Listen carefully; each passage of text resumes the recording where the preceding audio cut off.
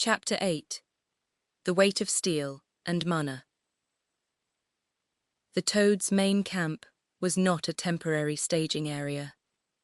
It was a proper encampment, wagons arranged in a wide circle, tents pitched in disciplined rows, a forge burning at the center, and a training ground scoured bare by years of use. It sat in a valley between two ridges, hidden from casual view, but accessible to those who knew the roads. This was where the mercenary company made its home between contracts, a place of routine, discipline, and the kind of quiet efficiency that came from years of working together. Rowan and Wyatt arrived with Will at first light, their packs heavy on their shoulders, their eyes taking in everything. They had expected a rough camp, something temporary. What they found was a functioning community of warriors, organized, self-sufficient, and running with the precision of a well-oiled machine. There were no loud boasts, no posturing, no drama. Just the steady sounds of work, the ring of hammer on anvil, the thud of practice strikes against wooden posts, the low murmur of conversation between veterans who had learned long ago that words were better saved for the battlefield. Will had spoken highly of them. In the Toad's world, that was enough. They were not treated as children playing at war, nor as charity cases. They were treated as fighters in training, serious, capable, and worth the investment. The veterans who glanced their way did so with the measured assessment of professionals evaluating potential, not the condescension of adults looking down on youngsters. Wyatt accepted this without comment. He had not spoken much since Willow's Hollow burned. He did not need to. He channeled everything into work, sweeping the camp paths, sharpening blades that were already sharp, carrying water from the well, helping in the forge when Shannon's old techniques came in handy. He did not talk about his parents. He did not need to. The grief was there, but it lived in his hands, in the steady rhythm of his labor, in the precision of his movements, in the way his eyes tracked the flow of mana through everything around him like a mage, reading the weave of the world. Rowan was different. He was restless, coiled tight, his energy bouncing off walls and crackling in his hands. He wanted to fight. He wanted to find their parents. He wanted to do something that mattered, right now, instead of sweeping floors and watching veterans train. But he had learned enough from Will to know that rushing would only get him killed. So he held it in. He trained. He watched. He waited. And the waiting ate at him like a slow fire. Will found him on the third morning, standing at the edge of the training ground with his eyes closed, his body tense with the effort of holding still. Rowan had been practicing the compression technique Will had taught him, pulling his presence inward, compressing it into a single point, letting the world forget he was there. He could do it for seconds. 30, maybe 40. But it always broke. Again, Will said, standing behind him with his arms crossed. "I'm trying," Rowan gritted out. His body was trembling from the effort. "But it keeps slipping." "You're holding on too tight. You're gripping it like a weapon. Let go. Stop being something." Rowan closed his eyes and tried again. He pulled his mana inward, compressed his presence, folded his awareness. For a moment, a beautiful, perfect moment, he was gone. The air around him stilled. The birds stopped singing. Even the wind seemed to pause. He was nothing. A hole in the world. Then it broke. The release was violent. Mana flooded back into his frame like a dam bursting, and his body could not handle it. His vision blurred. His muscles seized. He dropped to one knee, gasping, his hands shaking so badly he could barely support himself. The world rushed back in, too bright, too loud, too heavy. His body felt like it had been stripped bare, and left exposed to the elements. Again, Will said, his voice flat. I can't. Again. Rowan pushed himself up and failed, and tried again. By the 7th attempt, his body was breaking down. His vision swam with black spots. His hands trembled uncontrollably. His breath came in ragged gasps.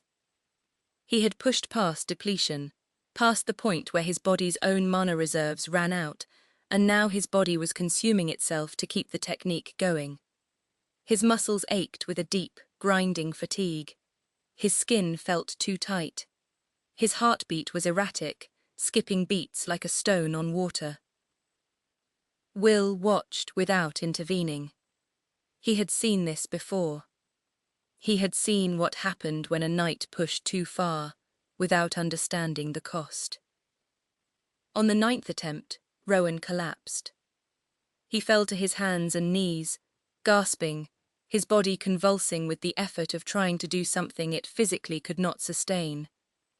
His vision went grey at the edges. His fingers went numb. He could feel his mana, what was left of it, flickering like a dying flame in his core. And in that moment of total depletion, when his body had nothing left to give, something shifted. He remembered his mother's voice, not the battle voice, the teaching voice, the one she used in the kitchen, in the garden, in the quiet hours before dawn. Perception is child's play, little spark. Before you touch the mana, you must feel its shape. Before you cast, you must see the weave. Wyatt had learned to perceive mana as threads, as currents, as a river flowing through the world. Rowan had always been on the inward path, diffusion, compression, drawing mana into his body. But Zen had taught him perception too. She had cross-pollinated their training, ensuring that Rowan could see what Wyatt saw, and Wyatt could feel what Rowan felt. Rowan opened his eyes, not to look, but to feel. He extended his awareness outward, not as a knight pushing mana out, but as a mage pulling it in. He felt the ambient mana in the air around him, not as a resource to be consumed, but as a river flowing through everything. It was everywhere. In the earth beneath his hands, in the wind against his skin, in the sunlight warming his back, in the space between his heartbeat and his breath. He pulled. Not through diffusion, not through compression, through perception. He opened himself to the flow and let it in. Mana poured into him like water through an open door, not forced, not strained, but received. It filled his depleted core, knitted his aching muscles, steadied his heartbeat. He could feel every cell in his body becoming a lung, breathing in the mana that had always been there, waiting for him to notice it. What it felt like drinking from a river after days without water, like the world breathing through him, like every boundary between himself and the environment dissolving, until he was not separate from the mana but part of its flow. He stopped. The flow slowed but did not stop. He could feel it still, a gentle current, a steady pulse, a river he could drink from as long as he needed. Will had been watching. His expression had not changed, but his eyes had sharpened. "You're still there," Will said quietly. "But you're different." Rowan looked up at him, his body steady, his breathing even, his mana full and flowing. "I can pull it in," he said, his voice rough but steady. "From the air. From everywhere. I don't have to wait for my core to recharge. I can replenish myself." Will was silent for a long moment. Then, "A knight who can replenish mana externally. You've found a path no Forceweaver has walked before." Rowan understood what that meant. Knights drew mana inward. Mages pulled it outward. He had spent his life on the inward path, training his body to absorb and compress. But his mother had taught him to perceive the weave, to see the threads, to feel the river.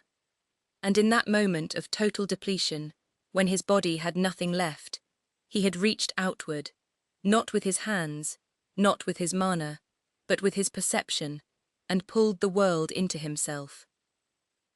Knights and mages were halves of a whole, inward and outward. He had walked both paths. He was something new. Wyatt's breakthrough came not through crisis, but through patience. He had been studying with Carol for months, learning formation magic in all its dimensions. He understood anchors, how a mage used an object as a central activation point, pushing mana outward from that point to shape a formation. He understood layers, how multiple formations could interlock, each reinforcing the others, creating a system greater than the sum of its parts. He understood concealment, how to shape a formation that made a small area feel like nothing to anyone outside it. But formations were terrain-dependent. They required anchors placed in the ground, objects positioned at specific points, mana flowing from fixed locations. They were powerful, but they were tied to a place. And Wyatt needed something he could carry with him. The realization came on a quiet evening, as he sat beside Carol, watching the formation mage dismantle a concealment shield and rebuild it in a different configuration. Carol moved 3 anchor stones, a river rock, a piece of charcoal, a shard of pottery, rearranging them into a triangle, then a square, then a line. Each configuration produced a different formation, each with its own properties. "The anchors aren't the magic," Wyatt said suddenly. Carol paused, one hand on the charcoal stone. "No, they're not. It's the interlocking system. The way the layers connect and reinforce each other. The anchors are just reference points. You could put them anywhere, as long as the connections are right." Carol studied him for a long moment. "Go on." Wyatt's mind raced. He could feel the mana in the air, the ley lines beneath the earth, the ambient flow that Zen had taught him to perceive. He could see the threads, the connections between everything. The formation wasn't the stones. The formation was the pattern. The pattern could exist without the stones, as long as the connections held. "What if the anchor isn't a stone?" Wyatt said quietly. "What if it's you?" He closed his eyes and extended his perception. He felt his own mana, his newly expanded core, the unitary threshold he had crossed weeks ago, the continuous flow that no longer required rest between casts. He felt the ambient mana around him, the ley lines running deep beneath the earth, the threads connecting everything. He wove. Not a formation anchored to stones. A ward anchored to himself. Multiple layers, cycling and reinforcing each other, just like Carol's formations. An inner layer of kinetic dispersion. A middle layer of thermal reflection. An outer layer of mana distortion. But instead of being fixed to a location, each layer was anchored to his own body, cycling mana through itself in a continuous loop. He could feel the connections, the interlocking system, the pattern that made the whole greater than its parts. It worked.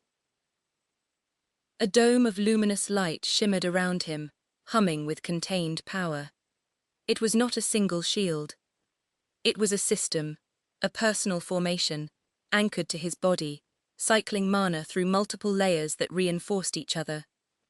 It functioned like how a knight diffused mana throughout their body, not concentrated in one point but distributed, flowing, self-sustaining. Carol stared at him. "You've done it. A personal ward that functions like a formation." Wyatt opened his eyes, his hands still raised, the ward humming around him. He could feel the strain, Cycling mana through multiple layers under his own power was exhausting, even with his expanded core. But it worked. It actually worked. This was his own technique, not a copy of Corral's formations, not a copy of Zen's wards, but a synthesis of both. His own path. The Toads took a tracking mission 3 weeks later, a caravan of grain merchants who had been ambushed twice on the road between Oakhaven and the northern settlements. 2 merchants dead. 3 wagons looted. The bandits were fast, disciplined, and knew the terrain. Local guards had given up, calling them ghosts. Will brought Rowan and Wyatt along. "Observe," he said. "Watch how we move. Watch how we think. Learn." They followed the bandits' trail through dense forest and rocky ravines, the Toads moving with the quiet efficiency of predators. Rowan watched different fighters in action, a scout who could read the ground like a map, picking up footprints and broken twigs that told a story. A mage who could sense residual mana in the air, tracing the bandits' passage like a bloodhound. 2 knights who moved in perfect synchronization, covering each other's blind spots without a word. It was a masterclass in coordination. Every fighter knew their role. Every role supported the others. This was what the mercenary world looked like at its best, not individual glory, but a chord played by many hands. They found the bandits' camp at dusk, a hidden clearing in a rocky gorge, 5 tents, a fire, 12 fighters. Well armed. Well fed. Well protected. Will counted them, assessed the terrain, and made his decision in silence. He signaled the Toads to fall back, then turned to the boys. "Stay here. Watch. Remember what you see." But the bandits had scouts of their own. Rowan felt it before he saw it, a shift in the air, a disturbance in the mana flow. He turned just in time to see a bandit scout emerging from the brush behind them, a crude but functional ward shield around his arm, a blade raised to strike. Rowan moved without thinking. He diffused his mana, hardened his frame, and caught the scout's wrist mid-swing. The impact drove them both backward through the underbrush. "Ambush!" The scout screamed. From the trees around them, bandits poured out, not the disciplined fighters from the camp, but a secondary group positioned to cut off escape. They had anticipated the Toads' approach.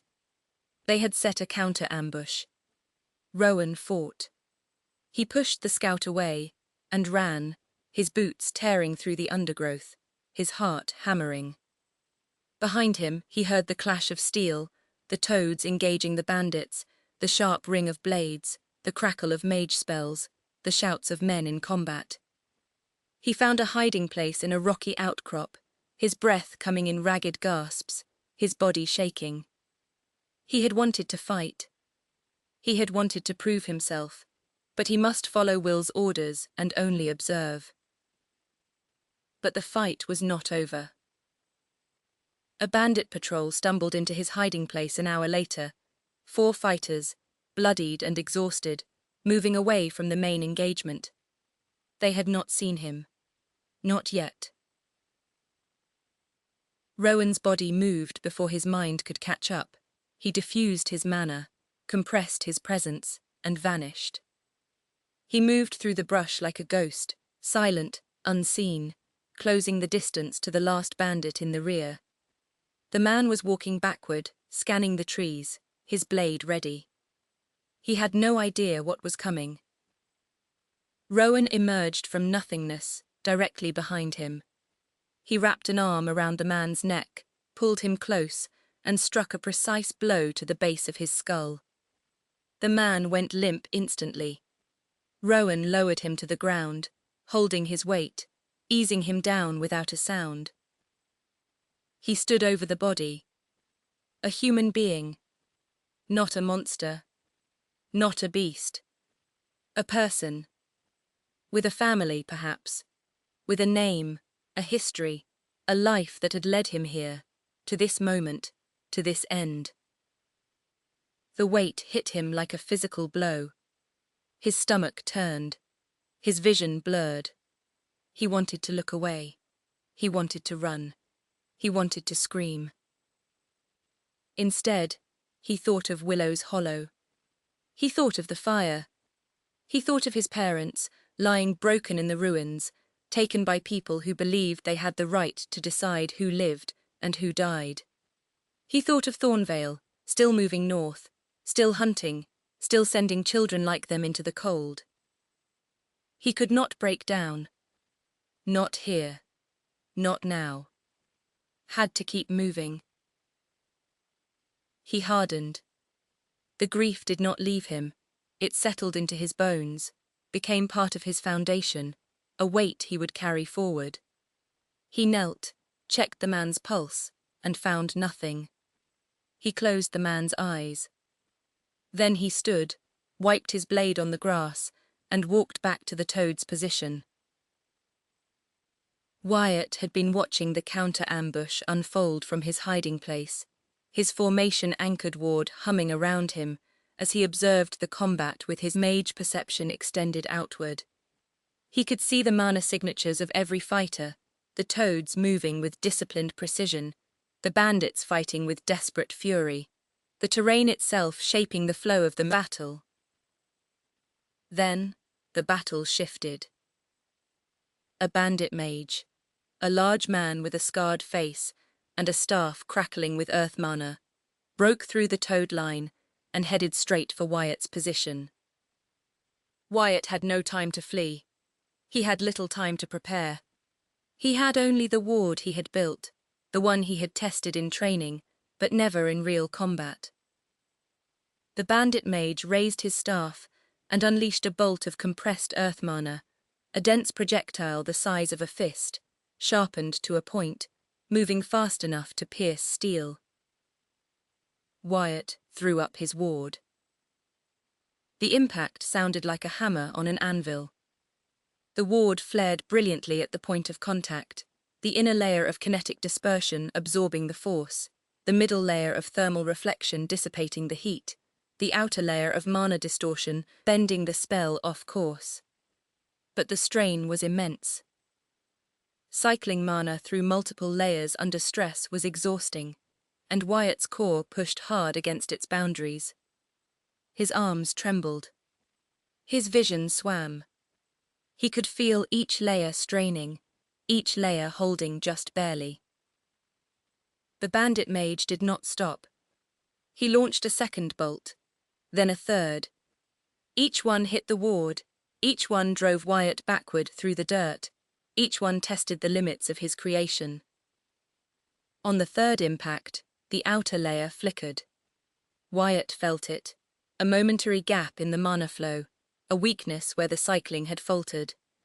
He corrected it instantly, pushing more mana through that layer, reinforcing the connection. The ward held. But Wyatt was not done. He was a mage, and mages did not just defend. He extended his perception through the ward, reading the bandit mage's mana signature, finding the weak points in his weave. He saw the pattern. The bandit was channeling earth mana through his staff, but the flow was uneven, concentrated in the lower third, leaving the upper portion vulnerable.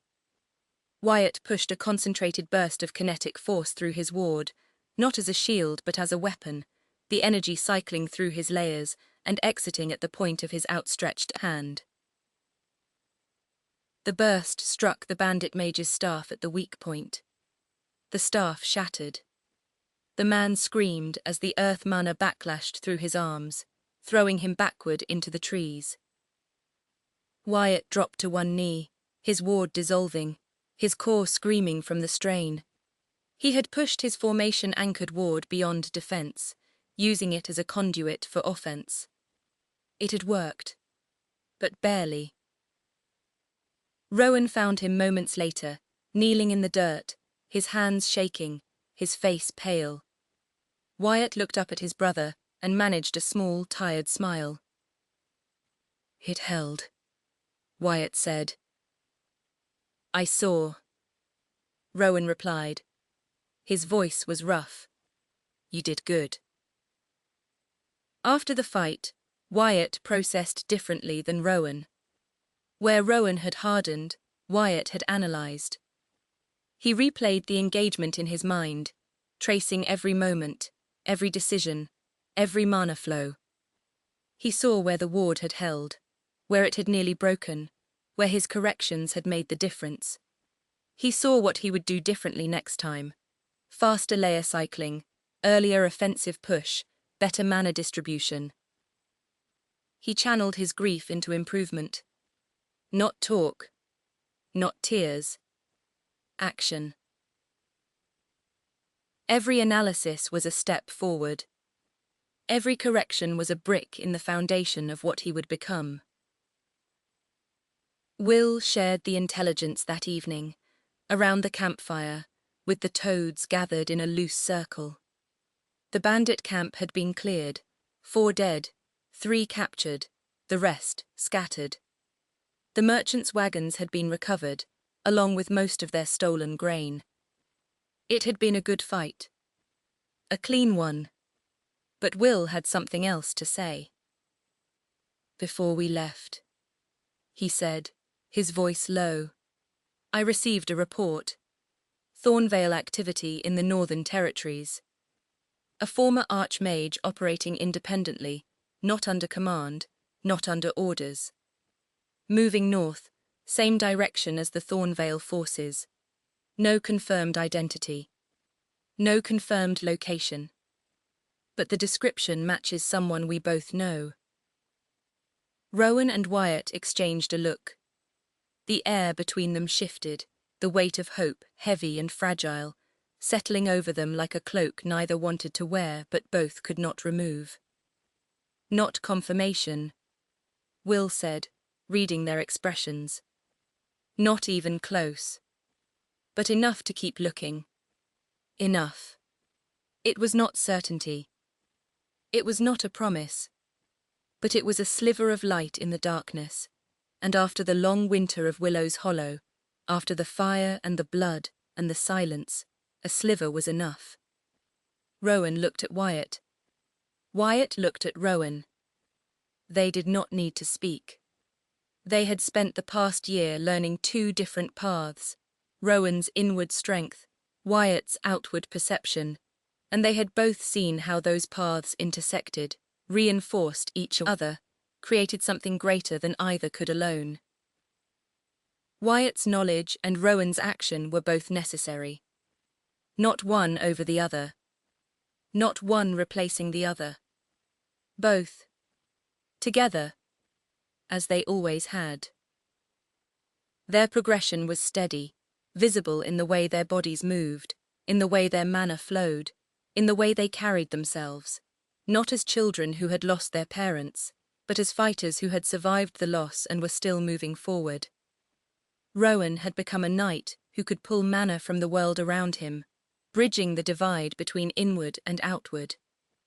Wyatt had become a mage who could weave wards that functioned like formations, anchoring his power to his own body and cycling it through interlocking layers. They were becoming something new. Something their parents would have recognized, not as copies of Gran and Zen, but as the next note in the chord.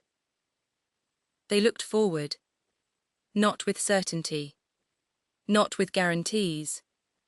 But with the quiet resolve of people who had learned that the path forward was not about waiting for the storm to pass. It was about learning to walk through it. They were stronger. They were still far from where they needed to be. But they were moving. And movement, in the hands of 2 brothers who had learned to fight as one, was the closest thing to hope that existed.